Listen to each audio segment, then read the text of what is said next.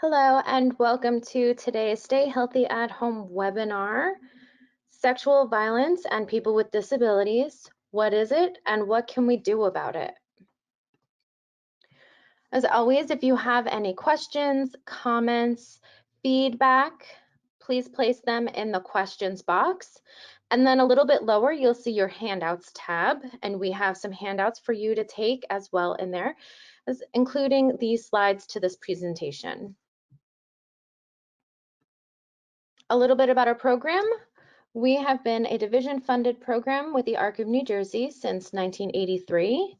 We support the state's largest network of individual self-advocates and self-advocacy groups.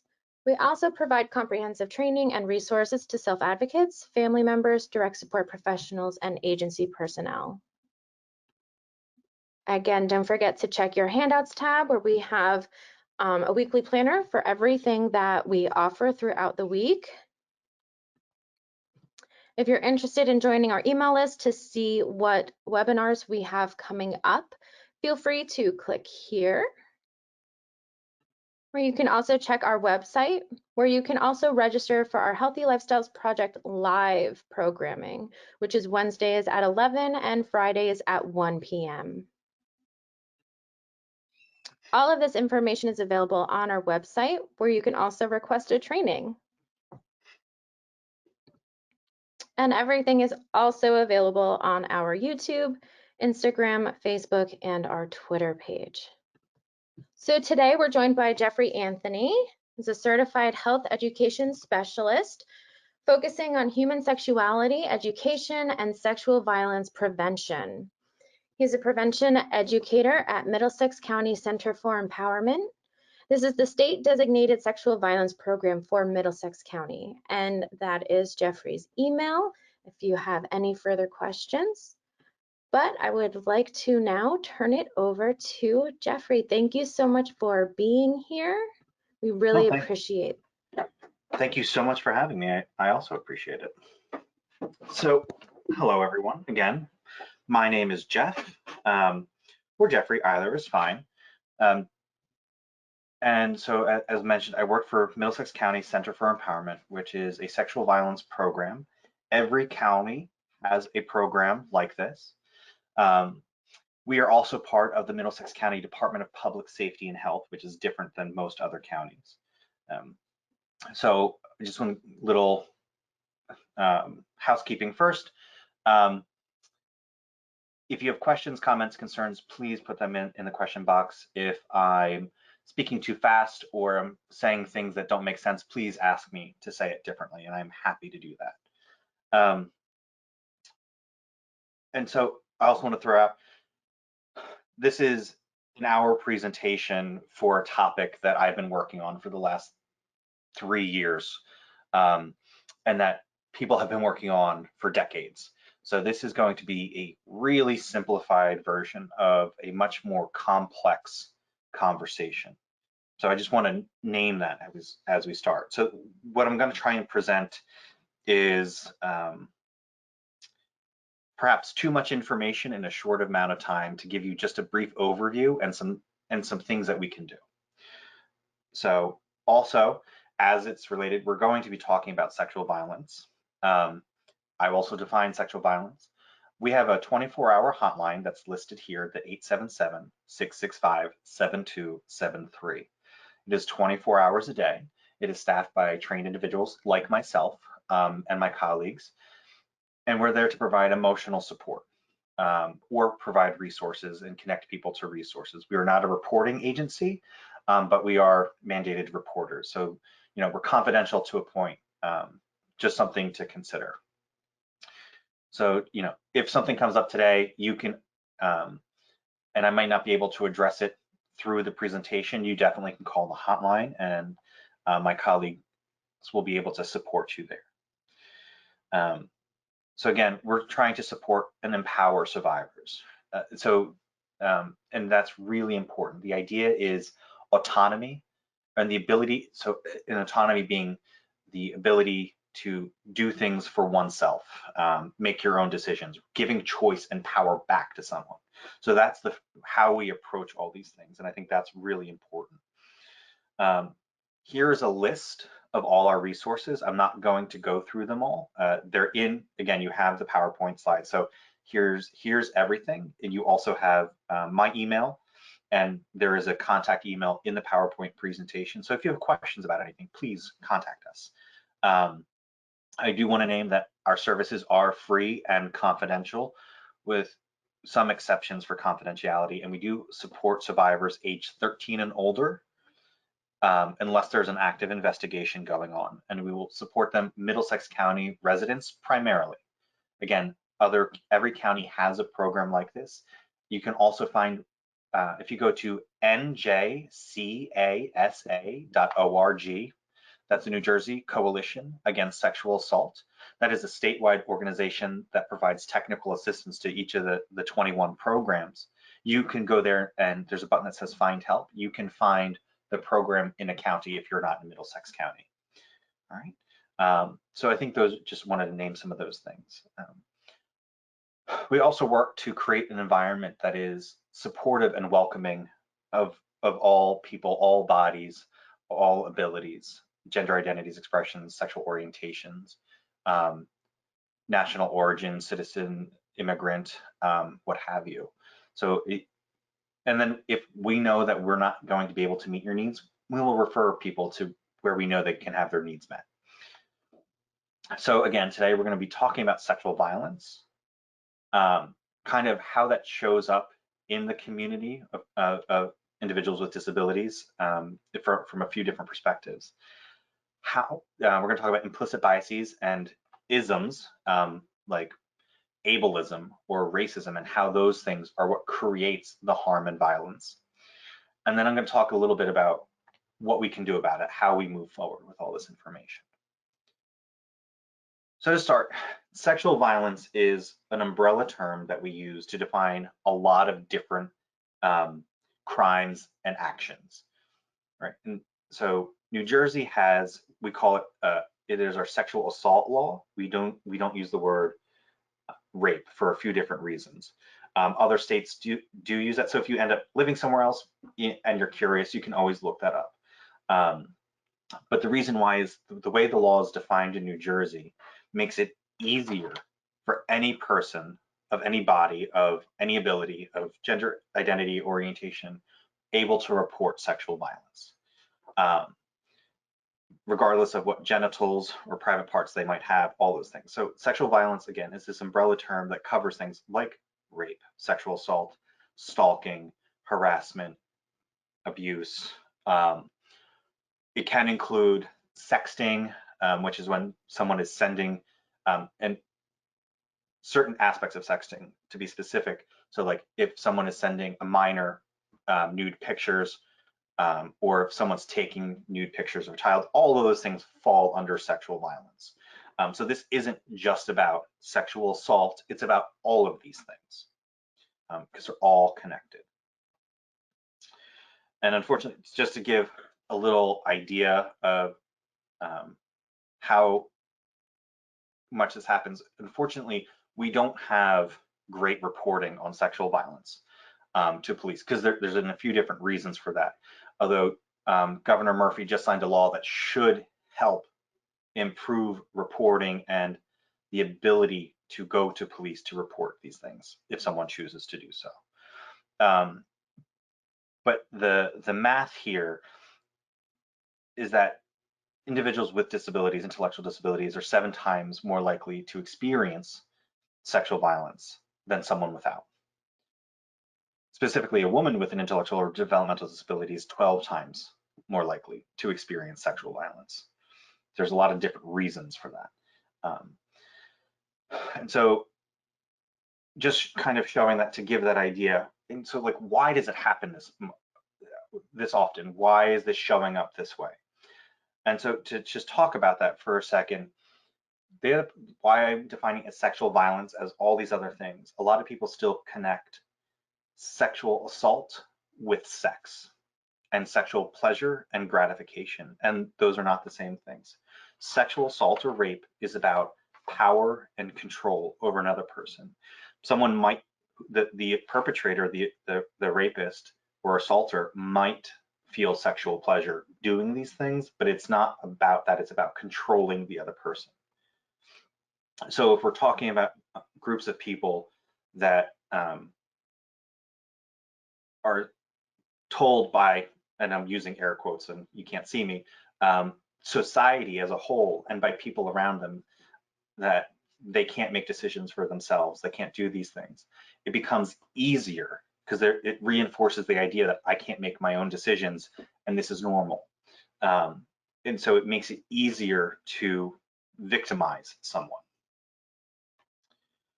And so going back to that social piece, this is called the pyramid of violence. And it's a tool that's used. You can look it up. You can Google pyramid of violence and you can talk about pyramid of violence and put sexual assault. You can use a lot of things. It's a tool to talk about how things build up over time and lead from things that we think is like, oh, that's not a big deal. It's just a bad joke, and how that might go all the way up to things like sexual assault, suicide, or homicide. And there's a lot of different people that use this model, and this is one we created for ourselves to try and make it one easier to read, because that's also important. So when we're talking about society says, you know, you can't do this or they can't do that, that's the attitudes and beliefs at the bottom. That's your isms. That's the racism, that's sexism, that's ableism, that's ageism. And so age, like you're too old or you're too young. Ableism, well, you have that disability, so you can't do that. Sexism is usually like, well, you're a woman, you can't do that. I think racism is pretty obvious. Homophobia, transphobia, xenophobia is, you know, discrimination against people who are not born in the country that you live in. Xeno meaning alien. And so those kinds of build up. So if people don't challenge someone when they say offensive things, it makes that seem like it's okay. We call that normalizing. So I am a queer gay man with a disability, and I've had my fair share of insults hurled at me, among many other things. And when I was younger, and so just to give you so I was in high school in 2000 to 2004, which was very different. I grew up in the 90s, which was coming off the HIV outbreak epidemic. And the perception that people had of gay men was that they had diseases and they were going to die. And I got a lot of that as a young person. And that normalized the violence. It normalized how we talk about gay people. So that builds up to the verbal expression. That turns into, you know, saying insulting things or doing harmful actions.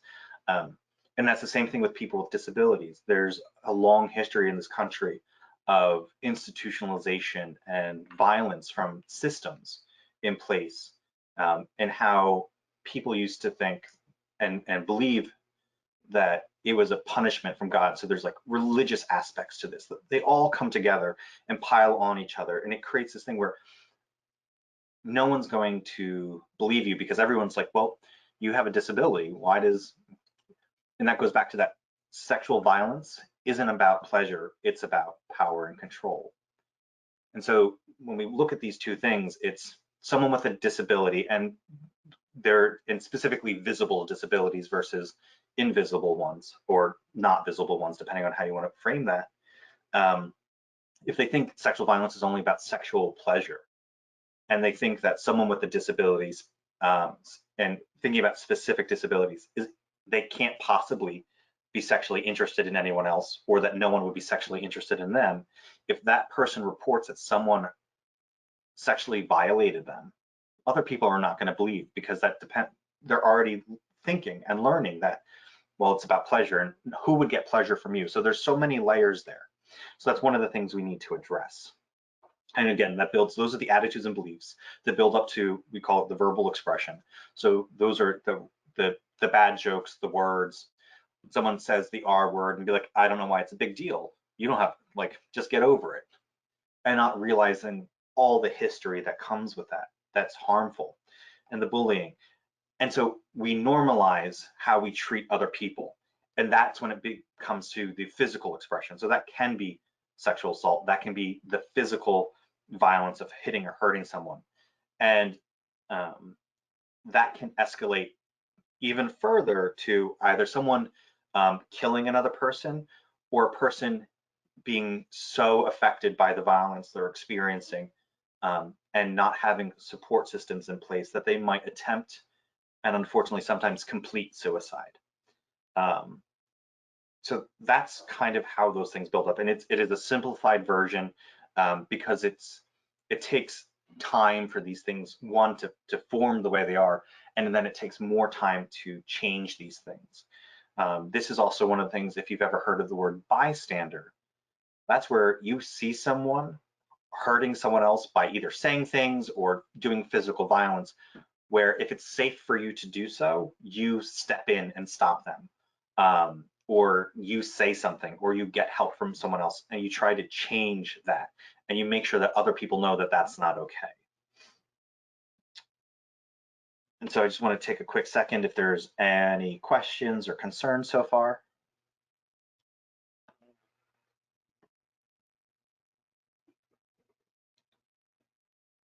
I'll take that as a no. Again, put it in the Q&A box and I will get those messages.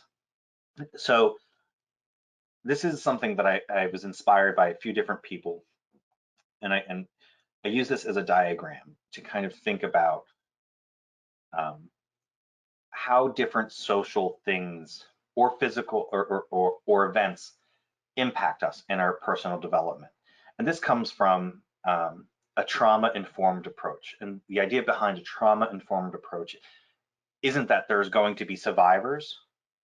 It's more of recognizing that everyone is going to experience some form of trauma in their life, and we need to be able to recognize that because it impacts how they interact with other people, how they interact with themselves. So if we look at that big center green dot, I label that person. And so think of that as yourself or someone else. Sometimes it's easier just to frame it on someone else. And all the other little circles around there represent events or interactions with other people. And you can see that there are different sizes and they're located in different places. So at like the bottom left hand, there's a medium-sized blue dot and a smaller blue dot, and they're there, but they're not touching that person. So those might be things that are happening around them that are not happening to them, but still kind of impact how they see things. So what's happening in the news, and what happening in the news relates to your personal identity, that has an impact. Also, that circle could be much bigger, and depending on how close what's happening in the news is to your own identity and experience, it may also end up affecting you more directly, and the circles might start touching, and they might look like the darker blue dot at the top or the lighter green dot on a circle on the right. And those might be other things, and that's the other thing. It doesn't have to be traumatic events; it can be positive things too. And so, like that light green dot on the right side can be, that time you went to your favorite place. I'm gonna, Disney, Six Flags, the mountains, the lake, the beach, flying in a plane just for the first time across country. It could be a lot of different things that brought you joy and really create a lot of your memories and help you understand the world and make you, like we call them foundational. They help you understand things. And then you could look at the blue dot, and that could be something that's a physical event that's negative or traumatic. That could be someone close to you passing away for whatever reason, or it could be a pet dying. It could be physical violence, and it has a bigger impact on you. And then those small dots can be other things that also just kind of like, you learned this thing, and it's like, well, I have to be this way now. All those things kind of impact each other. And I don't want to give any super specific examples because it's really anything. Have you ever, before we started this meeting, I said, it feels like a week of Mondays, and it's only Tuesday. So how does my morning commute impact the rest of my day. It may not. If I get pulled over for speeding, I might be in a bad mood the rest of the day. But if I get a free cup of coffee, I might be in a great mood the rest of the day. So that's just kind of how are we showing up in spaces? What is impacting us? What is affecting us? And it's just kind of, I just want to create that framework because this is how I think about empathy, and how we relate to another person and how we honor them and their experience and hold space for them. And this goes into what we can do about it. So this also goes to believe people when they say it, because things happen. People are going to react or respond in a way because something happened to them. Positive or negative influences, like that changes how people respond to things. I mean, that's kind of like, that's why we give people parking fines or speeding tickets, because the idea is that this inconvenient amount of money I have to spend to correct this issue will deter me or prevent me from doing it again in the future. Or it's like, hey, you did a great job. Here's a stack of cookies or gold stars, things like that. So that's all those things kind of go together. And then, sexual violence is a thing that can be a very big circle. The other part of this is that person bubble, that also changes in size based on the way that I've read the research and I interpret it, like how old you are and how many experiences you have. So, I'm 35 years old. I've had 35 years of experiences. I've traveled places. I've done things. And so I have more experiences that I can use to understand what's happening around me or to me.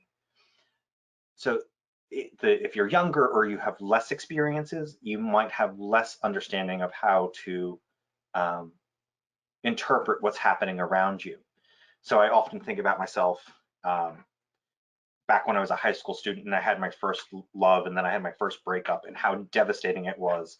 And people were, well, you'll get over it at some point. But it was just so impactful to me because it was my first. And so if we imagine myself as this big green circle in the middle, my dark blue circle was twice the size of my own identity. And that's how much it impacted me. So just to give that as perspective, and those things can change because you might also have a totally new experience at 35 years old or 70 years old that you've never had before, and it still might shake you up a little bit. But the thought is that if the more experiences you have, the easier it is for you to understand and respond to that. And that kind of, this will go into later what we can do about it. So I also talked about isms.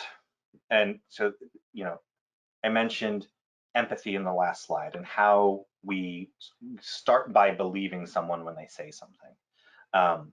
So there's a lot of different things that pop up that can determine how someone, if they go to the hospital for a reason and the nurse or the doctor or whatever support staff responds to someone. And so we all have some form of bias. And bias is not necessarily a good thing or a bad thing. A bias is a preference towards something or against something. Like I prefer chocolate with almonds over chocolate without almonds. That could be a bias. I will always buy the chocolate with almonds. I might buy the chocolate without almonds. So, biases and are they're often a heavier kind of buzzword. Sometimes people like, I don't have any biases. We all do, because that's also how we are raised in things, and how we think about things. And it's okay. It's good to name them and create space for understanding them and why we have them. And so implicit and explicit biases are related, but they are very different in how things. So the implicit bias is like just how I think about things. Explicit means what I do about it. or how I act about it. So that means I might, as I mentioned, earlier, we talk about sexual violence not being sexual pleasure. But if I've learned that sexual violence is about sexual pleasure, and I have this idea that certain people are not sexually desirable, that's an explicit bias. If I say that out loud and if I act in a way that's like that, that becomes an explicit bias. Don't worry about that one. So again, I said it can be a positive thing. So we tend to favor people in our own circle that look like us, think like us, act like us, because it makes us feel better, right? If I'm always around people that like chocolate with almonds, I'm always going to have chocolate with almonds readily available. And so, I think about this with food a lot. There are certain foods that I've tried and I'm just not interested in, but I also have friends who are like, I would never try that. But why not? And they have their reasons for, and there's a lot of different things. But you think about that, we often connect to people that think like us and act like this, and they become our friends. Or sometimes they're our family. And those things can also change over time. But it's important to identify that how we think about these things. And this is again, a lot of information about a complex subject that I'm rushing through in an hour. So please put questions, comments, concerns in the emails or in the chat box, and you can also email me directly, and those things are there, and I'll try and get back to you within like 24 hours or so. But also implicit biases, they can be changed. We meet a new person from someone that's not inside our little circle, but we get to know them and we really like them, and it changes. It's like, hey, that's really cool. And it's different and it's new. Like I like tacos, but now I really like chili rellenos too. So there could be this one thing that makes it like connected, and then we open up and expand our ideas. And so that's really kind of what I want to get at, is that the implicit biases or biases in general are not permanent. They can change over time. Some are harder than others. And as we talk about prevention and support, unfortunately, a lot of what we have to do is identify, name, and change these biases, because that leads into reasons why abuse is not reported. Again, I mentioned if we don't believe a person, they're not going to report, because who's going to do anything anyway? Also, especially within individuals with disabilities, there's other layers there. They might lose their home, job, services, or friends. Fear of not being believed. There's also instances, especially like if someone has a personal care assistant, it's like, oh, you always have to listen to them, you always have to pay attention to them, you always have to obey them. And I think we're generally changing how we do that and talk about that in New Jersey, but I'm also looking at this from a national perspective in some ways. And so if someone thinks that they're just supposed to accept the instructions they get, they don't necessarily know that something that should be happening is happening, leading into not knowing rights or how to identify abuse. As often happens with victims, they are blamed and be told it was their own fault. It is never a victim's fault that the crime happened to them. That's just kind of a straight fact. But we don't teach that to people. The other thing is, like, if I tell someone, are they going to believe me? If they don't, they might go tell that person that abused me that I said this about them. They might come back and abuse me more, or possibly make it worse, and it might become more violent, leading to those. If it happens at a program, a lot of the times it is considered an employment issue and not a criminal activity, so it's not reported in that way. Some of those laws are changing. I believe that one, I can never pronounce it correctly, Komchansky's law, I think it's pronounced, for people in programs that are funded through the DDD, I think anything that happens at that program must be reported back, which is useful, and the implementation and how they use that law is sometimes harmful because it takes away that a person's ability to report for themselves, because there's a lot, I mentioned the word autonomy at the beginning. A lot of people with specifically intellectual developmental disabilities are approached in a way, engaged in a way, talked to as if they don't have their rights, their own individual rights or authority or autonomy to say or do things. And so like there's, even if someone is an adult and has a legal plenary guardian, that individual still has the right to report crimes or make certain decisions for themselves, such as like sexual activity is its own thing. So really the takeaway here is going back to that pyramid of violence and the stuff at the bottom. A lot of these things are those attitudes and beliefs. So these are the things that we need to identify and change. And this is where that bystander intervention or that moment of saying, hey, this is not okay, comes into play. Reinforcing with people like, this should have never happened to you. I'm sorry this happened to you. And, you know, because we all care about safety.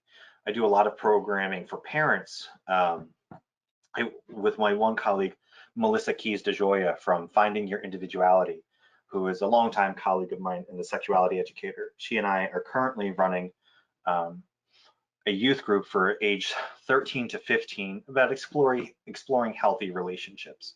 And that's through the funded through the Council on Developmental Disabilities. So I have the funder name correct. And the idea we're working with those young people is that you might have friends and that you don't know how to respond to when they say things. So we're talking about healthy relationships in terms of friendships, in terms of family, in terms of strangers, and helping professionals. So like a stranger might be the cashier at a grocery store. It's not necessarily the random person you meet on the street. It's and which is a rare occurrence, honestly. And so how we build all those things together and talk about healthy relationships before they get into situations where they may not need to know.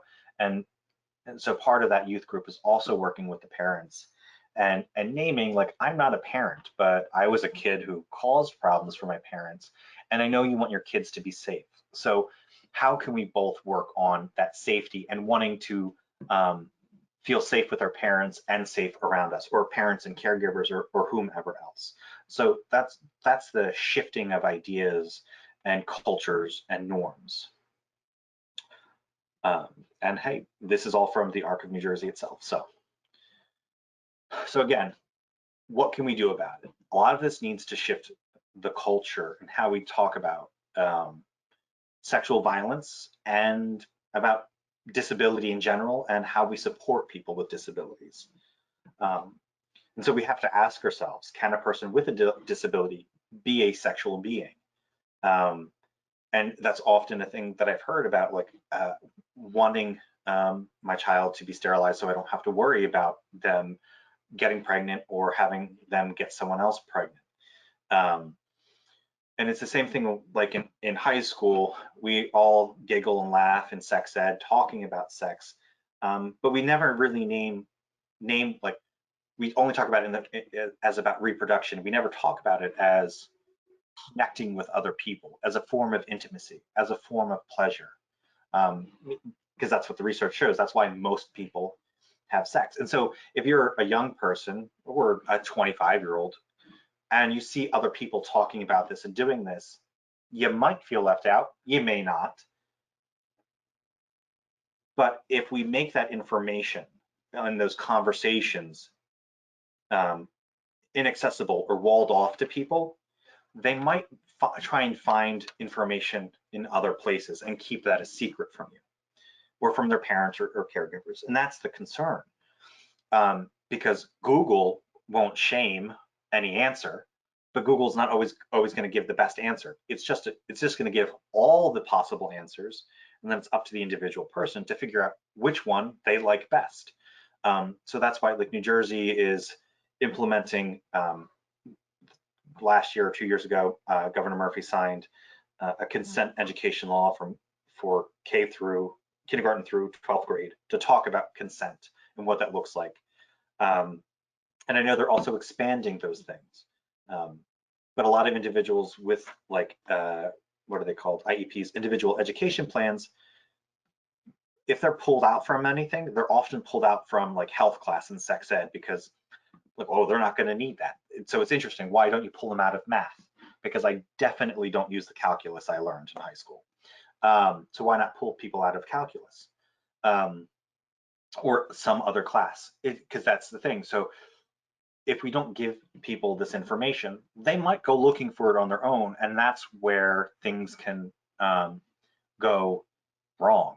Because if they, depending on who they ask, or if they find themselves in a chat forum and there's someone in there that's has bad intentions, that's what can go wrong. And that's not to say that all chat forums are bad. I think online spaces are great tools to connect to people and meet people like yourself and build friendships. You know, again, I was in high school in 2000 to 2004, and that's that was AOL, back when AOL was really a thing, and they had chat rooms. But that's how I found people like me, and I could connect and not feel alone. Because that's the other thing. Like, do I feel alone, or do I feel like I belong somewhere? That's a feeling like you belong somewhere, is a researched protective factor that leads to protection against multiple forms of violence, including sexual violence and human trafficking. The idea of consent, can a person with a disability consent for themselves? And again, this kind of lends itself to specific aspects of certain intellectual developmental disabilities. And then, yes, they still can, even if there's a legal plenary guardian or they're a minor and it's a parental guardian, they still have the right to say no to anything they don't want to do, especially when it comes to their personal body and reproductive health. And that's a state law. But we really need, that's a thing we need to work on within how society in general thinks about these things. Intimacy, that's not just sex. A lot of people automatically think about intimacy as sexual activity, and that's not it. It's about sharing a deep emotional connection sometimes. Sometimes it is about physical connection. And it's physical, non-sexual connection, like hugs, or cuddling, or being able to hold hands with someone. Sometimes it is sexual activity. There's a lot of different forms of intimacy. And if we only think about it in one way, we kind of hold people back from having full, rich experiences in their life, which creates that desire to find that anywhere. And so, you know, from a perpetration standpoint, or when someone's trying to victimize someone, they're going to, we call it, it's like the honeymoon phase. They're going to sweet talk. They're going to seem like their best friend. They're going to say, you seem so lonely and so sad. You deserve so much more.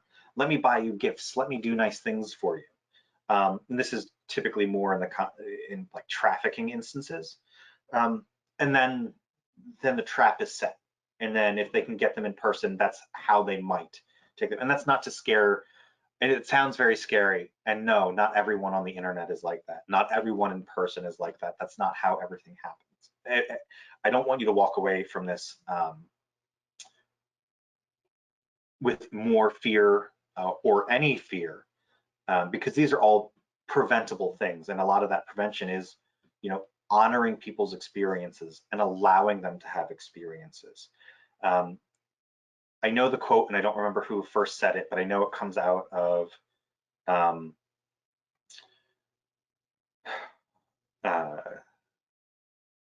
this related profession of working with individuals with disabilities, but the dignity of risk, allowing someone the opportunity to have a bad experience, not like a violent experience, that's not what we're saying, but like dating.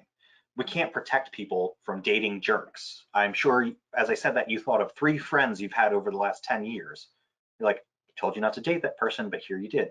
But sometimes people need that opportunity to make that mistake, because that goes back to that circle.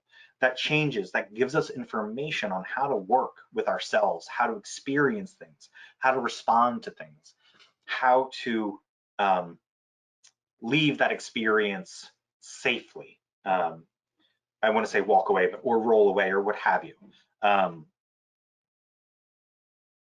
then, so this slide, I also train medical professionals as part of my job at like Robert Wood Johnson and things like that. So this slide is usually geared specifically to professionals and asking, depending on how you answer this question, how does that impact the person you're working with? So if you're a doctor and a patient complains of severe stomach pains, but you've done all the diagnostic exams and nothing's showing up, that's the time to screen for trauma. But you're not necessarily going to screen for trauma like sexual violence if you don't believe that person is capable of experiencing sexual violence. And so that's how we create barriers to people getting care or preventing violence or supporting survivors. So these are some 4 questions that I ask professionals to sit with. I also sometimes ask parents to sit with some of these things as well.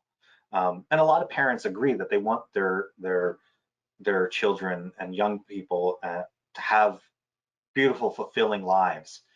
And that's what, you know, accessibility is about. Like, how can we help that happen? Because that's the other thing. It doesn't need to look the same way for each person. That's how do we help them find those moments, those things that bring joy and happiness and fulfillment. And so I've talked about prevention. And so what is prevention? There's 2 kinds of prevention, broadly speaking. A lot of times people are thinking about the prevention of victimization. Well, don't wear that. Don't go there. Don't do this thing at night. And that's not helpful, because as I can think of a lot of news over the last 4 weeks, 2 months, like that young woman in England who did everything right not to be victimized and was still assaulted and murdered. That's why we don't talk about preventing victimization, because at the end of the day, most of the time it's actually not helpful. So what do we talk about? Prevention of perpetration, the prevention of someone committing violent crimes. How do we shift that? Yes, as I'm often challenged, there will always be people that are just not good people that want to cause harm. But that is so far and few between that it's not actually worth having the conversation about. And it's definitely not worth preventing having the conversation about preventing perpetration. A lot of the times perpetration can be prevented because someone didn't realize what they were doing was violent, or they thought it was normal to do that, like making a rape joke. Or I'm thinking of a case of a young individual. I will not violate HIPAA with any information. And I think this case is public and older. But individual, I think autism spectrum, got lost in a public park, and I think they were somewhere between being a teenager and like 20 something years old, and became very stressed. And so the way that they calmed themselves or stimmed was to masturbate in public, which in and of itself, like, yeah, no one wants to see that, but that person never got that information. Like, hey, we don't do that here. We understand that you're stressed, and it's okay that you're stressed. And here's other things you can do when you're in public that you're stressed. But this is a thing we do in private. And so a lot of the times there's this over-representation, and that's a weird way to say it, but that's the way it's said, of individuals with disabilities as perpetrators of sexual violence, when it was just a lack of information. And so that's one of the ways we can prevent a lot of sexual violence And so, a lot of people, when they think of violence, they go immediately to physical violence, or maybe even something that's bloody and gory. But, being hugged by someone that you don't really like, or that makes you feel really uncomfortable because the hug lasts a little too long or kind of squeezes in the wrong places, that is also sexual violence. And that's a boundary violation. That's a personal space violation. So we need to talk about the prevention of perpetration. Is like, hey, when someone says no, you say okay, and then you stop doing that thing. You even apologize if you've gone too far, and you really create that space. And that goes into the next one about promoting social norms that protect against violence. That's that bystander thing that I was mentioning. Like, when we all collectively say, like, that's not okay, stop doing that, this is not a good behavior, we change how society acts. I mean, sometimes it's a few people making a change. Sometimes we need laws to make changes, but those laws come because people have said this is not okay and force that change to happen. Again, I mentioned the teach skills to prevent perpetration of sexual violence. Give opportunities to support and empower individuals, to let them know, like, hey, these are things you can do. Help them learn to make choices for themselves, how to support themselves for things. That we call that resilience, which is not always as helpful as we like to say it is, because it doesn't protect you when bad things are happening, but it can help you recover from when something bad happened. Creating protective environments. And that's not to say, again, that goes back to dignity of risk. That's not to say take away opportunities from individuals, but allow them to experience things in a genuine kind of way, like dating, and to talk about dating with someone in a way that's non-judgmental. And that doesn't mean you can't say, like, hey, you've told me a few things that make me a little concerned. Can I talk to you about that? Because again, not everyone wants to hear that the person they're dating is crappy or whatever, because that can feel really awful. But those are the kinds of protective environments where it's safe to talk about something, and name things. Because if you're not allowed to say the word penis or vulva or any other body part for fear of punishment, we're not going to talk about those things. And then we're not going to name them. Or if we know we're not supposed to look at these things, or we know we're told we're not supposed to have sex and we go do it, but something bad happens, or something not even bad, just like something unexpected happens, like a sexually transmitted infection, but I don't know, like, I know something is wrong, but I don't know what, but I know I wasn't supposed to do this behavior. I can't tell my parent or guardian because they're going to be mad and upset about me. So how do we change that? And that goes into the supporting survivors and to lessen the harm, because ideally, like, that's the goal. We want people to be safe, right? I think we all can support that, and there's a lot of different ways to do that. I can tell you, as 12 years in this profession, abstinence versions of any kind of program, be it like drug prevention, sex prevention, pregnancy prevention, any of those abstinence only programs don't work. For that reason, because it's alluring, it's interesting, it's enticing. So we have to be honest and upfront about it. That's the prevention tool. And there's research to show, and like out of Columbia University is the most recent article I can think of, that shows comprehensive, positive focused sex education prevents not only violence, but delays the onset, or the first time someone tries to engage in sexual activity. It empowers them to say, like, no, I don't need to do this. Because the other part of that is peer pressure.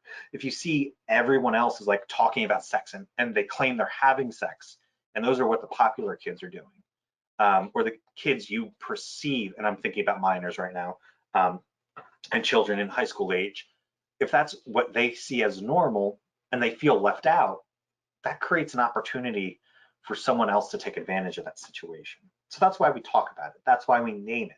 That's a thing we can do about it. And so that's the prevention piece. And now here, the unfortunate, like, we can't prevent everything. We can do a lot of it. As I mentioned, there are some people that are out there to just cause harm. That does happen. But we're also not giving prevention education to everyone. So what can we do if something happens? We start by believing. Someone says, someone did this thing to me and I didn't like it. Thank you so much for telling me. I am so sorry that that happened to you. If they're your kid and they're a minor, or even if it's like, I'm sorry I wasn't there to protect you. If they're a minor, because you can't always protect people, you can't always be in all places. But I'm here now and I will do what I can to support you. And it's also important not to do things for people, but to help them with doing the thing. With certain exceptions, like if they need help actually completing the paperwork for whatever reason, or what have you. One of the things we do as confidential sexual violence advocates is provide options. Here are a lot of things that are available to you. What would you like to do? Because again, sexual violence, sexual assault is about taking away power and control. Providing options gives power and control back. That's part of the healing process. It goes into the allowing the survivor to have as much or little control as they want. Because again, I want to empower them, but if they need that support, then they should be able to get that support from someone they trust. We call that, what do we call that? Assisted decision making. So really, it's still got to be on them to make those calls and those decisions, but we can help them. We can give them information. We can give them our own opinions, and making sure whatever we're doing is accessible to them. In that accessibility, I'm sure I don't have to say, can look like a lot of different things. That could be large print font or braille, or mobility wheelchairs and mobility device accessible doorways, the way the language is used, what words are used. Like I personally struggle with, as I've been saying words, I've been trying to repeat them with words that might be easier or phrases that are easier to understand, like perpetration is hurting someone else. So look, how are we making things accessible to that person? How are we making it easy for them to use that service, to experience that service, to physically be at a place, all of those things. These are some things that supporting survivors can look like. It also is recognizing that in that moment, something traumatic happens, something violent happens, a person is probably going to have a trauma response where their body is pumping cortisol and adrenaline, which are stress response hormones. So like if you ever get really anxious or scared about something, that's cortisol and adrenaline. That's that fight or flight mode. So they might not be responding to anything, but maybe 4 days later, that's when it hits them. It might be a month, it might be a year later. So also recognizing that support is ongoing. That sometimes, like, especially depending if someone, because of the event or events, develops post-traumatic stress disorder, this might be a thing that goes on through life. And so how do we build options that are sustainable for us as people supporting them, but also easy to access for those survivors, and how we change those things. So again, as I'm roughly 5 minutes left, I think, what does that look like? So one of the things that the Center for Empowerment did with Alliance Center for Independent Living, serving Middlesex County, Hunterdon, and Union County, with the Department of Justice Office of Violence Against Women was Middlesex Leads, which is one of the projects that I started with, which was listen, empower, advocate, and demand safety, which is about supporting individuals with disabilities around preventing sexual violence and survivors with disabilities who have experienced sexual violence. And so the Center for Empowerment, we did a lot of work on that, and that's something that we try and bring into everything that we do. How is our program accessible? With the ARC of New Jersey and several other statewide organizations and coalitions, there's the Partners in Justice, which is also addressing sexual violence. And again, one of the findings we had was that we need better sex education, specifically for individuals with disabilities, namely like in high schools and middle schools, for individuals with individualized education plans. And that's a statewide coalition trying to shift the systems, like schools and all that. And then I mentioned the New Jersey Coalition Against Sexual Assault. All confidential sexual violence advocates are trained to be better at supporting individuals with disabilities. I'm not saying anyone is perfect in any of this, but this is something that we're all made aware of and that we bring into our work and our practice and our daily lives. Because for most of us, our professional work is also our personal life, and those things go hand in hand. So we try and change not just our work environment, but our personal environments as well.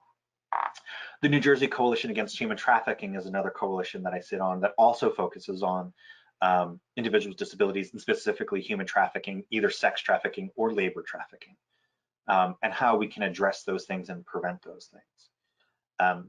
I also have the privilege of working with Robert Wood Johnson Hospital a lot. A few weeks ago, they had, for their medical students, it was their human sexuality course, and talking to 160 or something medical students about sexual violence, but also like, what does that look like when you're with a patient in the ER or in your own private practice? How are you honoring that person? How are you recognizing and supporting individuals with disabilities? And so trying to shift the whole medical field, which is a task that I don't do alone. There's a lot of us that do it, but we're shifting medicine itself, how doctors and medical professionals interact with individuals. And that's also similar to the REACH program, which I don't remember what REACH stands for, but it's specifically with pediatric doctors. So I also train pediatricians in trauma-informed care and how to support individuals and minors around consent and boundaries, and also disabilities. It's all those things. So those are some of the things that are happening right now that we are trying to shift how we talk about it, if we even talk about it, and how do we create support systems for professionals, because that's the other thing. Disability, people with disabilities, they're also medical professionals. They're at this weird intersection of experiencing some of this ableism from their coworkers and employees. So it's not just, as I talk about us versus them, it's not just doctors and their patients. Doctors are also patients. Sometimes patients grow up to be doctors. So we have to get rid of that us versus them mentality and realize that sometimes the us becomes the them. And so we need to create a system that supports us and them. Again, in the slides that you have, some resources. So the first one is the American Association of Sexuality Educators, Counselors, and Therapists. Prior to what I do now, I used to run a national program for Planned Parenthood, and I have so many brilliant, amazing, supportive colleagues that are counselors and therapists around, that are trauma-informed and specialized. That's a place where you can go if you want to try and find some. There's lots in New Jersey, there's some in Philly, some in New York, so the tri-state area can be a resource. As I mentioned, my colleague Melissa, that's the next one, Finding Your Individuality. So they also, Melissa works with her colleague Tracy, who is a licensed clinical social worker who specializes in supporting individuals with disabilities around traumatic events, not just sexual violence, but trauma in general. And Melissa is a sexuality educator, so she will do stuff to and programs to support individuals like the one I'm working with her on, healthy boundaries and relationships and expected versus unexpected behaviors. My other colleague, another Melissa Pinter-Carnegie, Sex Positive Families, has brilliant resources and materials to help talk about puberty. Again, unfortunately, we all also go through puberty, and puberty sucks. That's the major consensus. But how do we talk about it? Because and also when do we talk about it? So she's got great resources around that, around consent, around a lot of other things.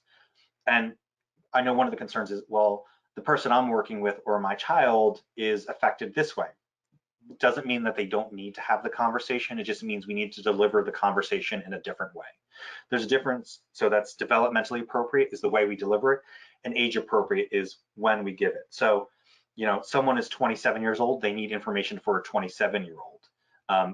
Even if you don't think they need it, that's still appropriate for a 27-year-old in legal context, at least, because they'll still engage the legal system as an adult. So that's why it's appropriate.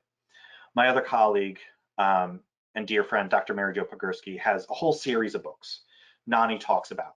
And she talks about disability, race, gender, death, lots of different things. But she works with youth and has a teen group. Her teens help her write these books, and it's written from their perspective, and it's written kind of as a story. And so it's a really great tool on how to talk about some of these things. And you often, like when we use stories, it's easier to navigate and understand and move forward. So I recommend that. My colleague, Dr. Karen Rain, has a book, Breaking the Hush Factor, 10 Rules for Talking with Teens. This is about, like, as a parent, you might want to try and relate to your young person because you had a similar experience. These are ways in which that help you do that, that doesn't overpower that young person's experience, because while you might have relatable experiences, they're still different. Oh, and I actually have ASECT in there twice. So just, it's that important. Again, this is who we are. The 877-665-7273 is our 24-hour hotline. Empowerment@co.middlesex.nj.us is a group email, so all the staff members here get to see that. We are all confidential, but just so you know. And that is everything. So I don't remember how much time we have left at this point, if any, but please feel free to contact me by email or reach out to Erin, and happy to help and support. Thank you, Jeffrey. Again, that was so much information. We really appreciate it. If anyone has any questions, you can reach out to us or reach out to Jeffrey, and we can get you Jeffrey's information again.